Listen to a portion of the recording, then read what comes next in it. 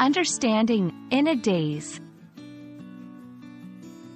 Hey everyone, welcome back to our English Language Explained series.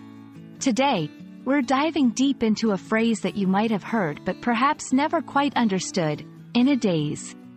Stick with me, and by the end of this video, you'll be using it like a native speaker. In a daze is a figurative expression. However, if we break it down word by word, daze, it means to be unable to think clearly, often as a result of a shock or surprise. So, when someone says they are in a daze, it's like they're enveloped in this state of confusion or surprise. How and when do we use this phrase? Let's see. 1. After receiving shocking news. When I heard I'd won the lottery, I was in a daze for days. 2. Experiencing something unexpected. After the car accident, she was walking around in a daze, trying to understand what happened. 3. Feeling overwhelmed.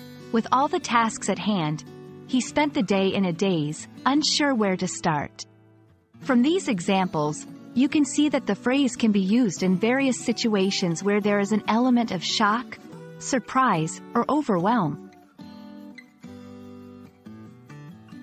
Knowing synonyms is a great way to enrich our vocabulary.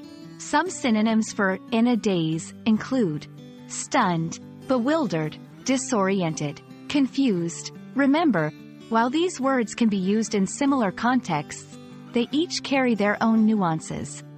So, it's always good to familiarize yourself with their individual meanings as well. Alright, that wraps up our deep dive into the phrase, in a daze.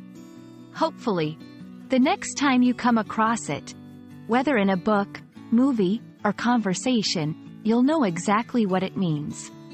And even better, you can start incorporating it into your own vocabulary. Thanks for joining me, and I hope you found this video helpful.